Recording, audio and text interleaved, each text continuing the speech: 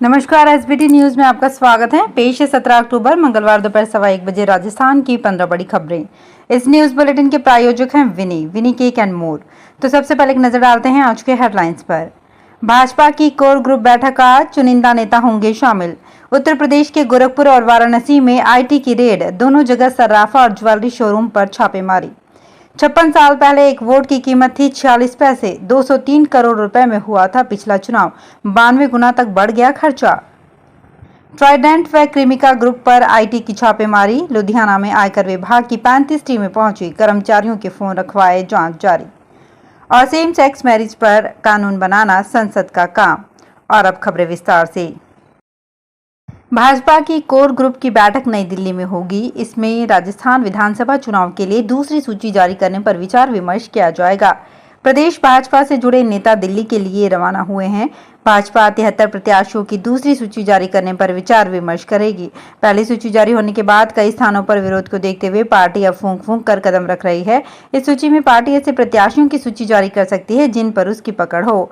बैठक जेपी नड्डा के आवास पर 12 बजे हुई। अनुमान लगाया जा रहा है कि शायद भाजपा कांग्रेस की पहली सूची जारी होने का इंतजार कर सकती है।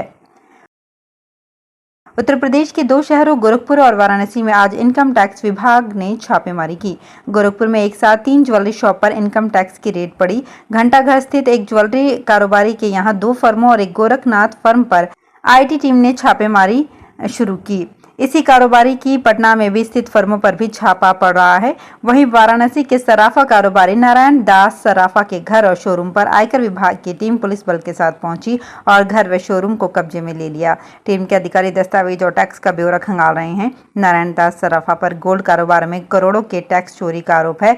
लखनऊ की टीम के साथ बनारस के अधिकारी भी शामिल हैं।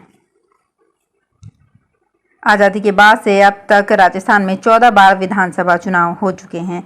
इस साल 15वीं बार विधानसभा के चुनाव होने जा रहे हैं।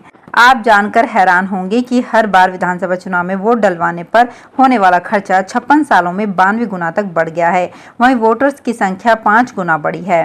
पूरे आंकड़े खंगाले गए तो पता चला कि 1962 में चुनाव के दौरान एक व्यक्ति पर 46 पैसे खर्च हुए थे।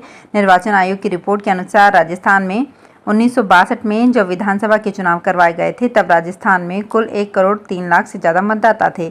176 विधानसभा सीटों के लिए हुए इन चुनाव में निर्वाचन आयोग पर कुल 48 लाख रुपए का खर्चा आया था। तब एक वोटर से वोट डलवाने का औसत खर्चा 50 पैसे से कम यानी 46 पैसे खर्चा आया था। 56 साल बाद 2018 में जब विधानसभा चुनाव करवाए गए तब खर्चा 92 गुना बढ़कर आया। इन 56 साल में वोटर्स की संख्या बढ़ गई है। विधानसभा की सीट 176 से बढ़कर 200 हो गई। पंजाब के शहरों में आयकर विभाग ने ट्राइडेंट और क्रिमिका ग्रुप पर छापेमारी की है। ये रेड पूरे देश में स्थित ब्रांचों पर की गई है। पंजाब के लुधियाना व बरनाला में आईटी विभाग की टीम पहुंची है। फिलहाल किसी को भी अंदर जाने और बाहर आने की इजाजत नहीं दी जा रही है। कर्मचारियों के फोन भी एक तरफ रखवा दिए गए हैं। पैरामिलिट्री फोर्सेस को सुरक्षा के लिए तैनात किया गया है। जानकारी के अनुसार आयकर विभाग की 35 टीमें रेड करने पहुंची। Trident group yarn, home textile, paper stationery, chemicals और अडेप्टिव पावर के क्षेत्र में काम करता है। सेम सेक्स मैरिज को कानूनी मान्यता देने को लेकर सुप्रीम कोर्ट में 5 जजों की संवैधानिक पीठ फैसला सुना रही है। चीफ जस्टिस DY चंद्रचूड़ ने कहा कि ये कोर्ट कानून नहीं बना सकता, सिर्फ व्याख्या कर उसे लागू करा सकता है। स्पेशल मैरिज एक्ट के प्रावधानों में बदलाव की जरूरत है या नहीं, ये तय करना संसद का काम है। सेम सेक्स मैरिज का समर्थन कर रहे याचिकाकर्ताओं ने इसे स्पेशल मैरिज एक्ट के तहत रजिस्टर्ड करने की मांग की थी। वहीं केंद्र सरकार ने इसे भारतीय समाज के खिलाफ बताया था। याचिकाकर्ताओं का कहना है कि 2018 में सुप्रीम कोर्ट की संवैधानिक बेंच ने समलैंगिकता को अपराध मानने वाली IPC के धारा 377 के एक पार्ट को रद्द कर दिया था। दौसा जिले में सोशल मीडिया पर राजनीतिक टिप्पणी मामले में महवा अस्पताल के medical officer doctor Ramesh Bairwa और लालसोट के शिक्षक परीक्षित शर्मा के खिलाफ अनुशासनात्मक कार्यवाही की गई है। दोनों को चार्जशीट देने के साथ ही APO कर जिला मुख्यालय पर लगाया गया है। वहीं डॉक्टर रमेश बैरवा के निलंबन की अनुशंसा कर चिकित्सा विभाग को प्रकरण में आवश्यक कार्यवाही के लिए लिखा गया है।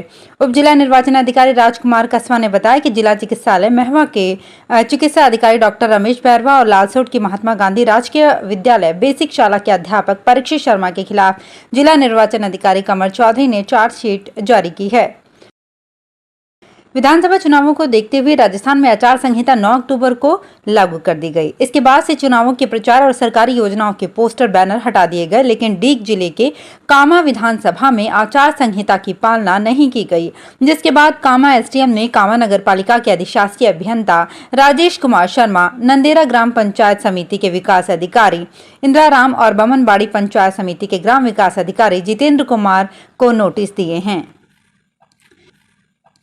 राजस्थान लोक सेवा आयोग अजमेर 1 जनवरी 2024 से सूचना का अधिकार अधिनियम 2005 के तहत प्राप्त होने वाले प्रार्थना पत्र मात्र ऑनलाइन ही स्वीकार करेगा। इस तिथि से आरटीआई के तहत ऑफलाइन प्रार्थना पत्र लेने की व्यवस्था बंद कर दी जाएगी। आयोग सचिव रामनिवास मेहता ने बताया कि सूचना का अधिकार अधिनियम 2005 की धारा 4 में भी यथासंभव सूचनाओं को इलेक्ट्रॉनिक रूप से पहुंचाने का लेख है। आयोग ने ऑनलाइन प्रक्रिया से आरटीआई प्रार्थना पत्र प्राप्त करने से उनके जवाब देने संबंधी कार्यवाही को त्वरित किया जाएगा। विदेश मंत्रालय के प्रवक्ता अरिंदम बागची को जिनेवा के संयुक्त राष्ट्र में भारत का स्थायी प्रतिनिधि नियुक्त किया गया है। साथ ही बागची अन्य अंतर्राष्ट्रीय संगठनों में भी भारत के स्थायी प्रतिनिधि नियुक्त किए गए हैं। बागची 1995 बैच के भारतीय विदेश सेवा के अधिकारी हैं। मार्च 2021 में बागची को विदेश मंत्रालय का प्रवक्ता नियुक्त किया गया। इस पद पर रहते हुए बागची ने पूर्वी लद्दाख सीमा विवाद, भारत में कोविड-19 व्यवस्था और दिल्ली में G20 अध्यक्षता कार्यक्रम जैसे कई महत्वपूर्ण मुद्दों और बदलावों को संभाला है।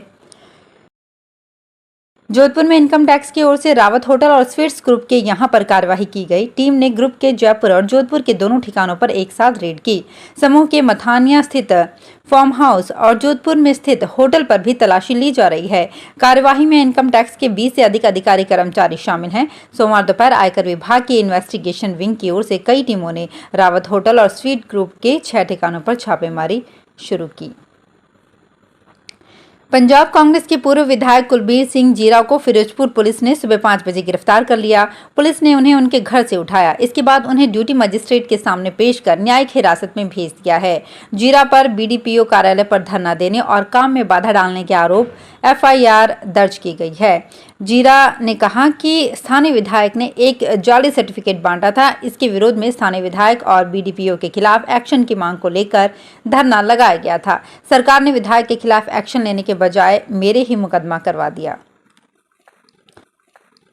सिखों की सर्वोच्च संस्था अकाल तख्त ने डेस्टिनेशन वेडिंग के लिए श्री गुरु ग्रंथ साहिब ले जाने पर प्रतिबंध लगा दिया है।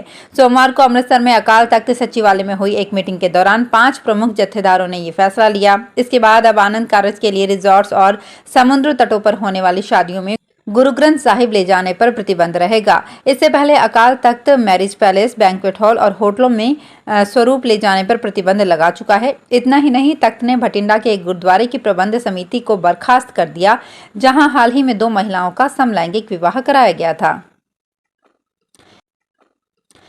विधानसभा चुनाव का बिगुल बजते ही जयपुर भी चुनावी रंग में रंगने लगा है। शहर की 10 में से भाजपा ने 2 सीटों पर प्रत्याशी तय कर दिए हैं। वहीं कांग्रेस में लिस्ट का इंतजार है। कांग्रेस ज्यादातर सीटों पर पुराने प्रत्याशियों पर ही दांव खेल सकती है। विधानसभा चुनाव में शहर की सीटों पर भाजपा कांग्रेस के अलावा अन्य पार्टियों और निर्दलीयों सहित 200 से अधिक प्रत्याशी चुनाव में भाग्य आजमाते रहे हैं, लेकिन 91% प्रत्याशी जमानत भी नहीं बचा पाते। सभी सीटों पर कांग्रेस भाजपा में ही सीधा मुकाबला रहता है। सुप्रीम कोर्ट ने सोमवार को जांच एजेंसी और ईडी सीबीआई से पूछा कि दिल्ली शराब नीति केस में मनीष सिसोदिया पर आरोप कब तय होंगे। आप उन्हें अनिश्चित काल के लिए हिरासत में नहीं रख सकते। जस्टिस संजीव खन्ना और जस्टिस SVN भट्टी की बेंच सिसोदिया की जमानत याचिका पर सुनवाई कर रही थी। बेंच ने जांच एजेंसियों की तरफ से पेश additional solicitor general SV Raju से पूछा कि एक बार किसी केस में चार्जशीट दायर हो जाने के बाद आरोपों पर बहस तुरंत शुरू होनी चाहिए। निचली अदालत में सिसोदिया के खिलाफ आरोपों पर बहस कब शुरू होगी। बाड़मेर के गुड़ामलानी से विधायक और वन मंत्री हेमाराम चौधरी को चुनाव लड़ने के लिए मनाने को उनके समर्थकों ने सोमवार को एक मीटिंग रखी थी। इसमें वे मंत्री हेमाराम को मनाने के लिए फूट फूट कर रोने लगे। कुछ समर्थकों ने अपनी पगड़ी उतारकर उनके सामने रख दी। मिन्नतों के बावजूद मंत्री हेमाराम ने चुनाव लड़ने से इनकार कर दिया। कहा कि मैं अन्न जल त्याग दूंगा अगर आप लोगों ने अपनी जिद नहीं छोड़ी। गुड़ामलानी के मेला मैदान में दोपहर 1 बजे हुई इस मीटिंग का वीडियो भी सामने आया है। वीडियो में हेमाराम के समर्थक रोते हुए नजर आ रहे हैं। तो फिलहाल इस बुलेटिन में इतना ही। फिर हाजिर होंगे कुछ और बड़ी खबरों के साथ।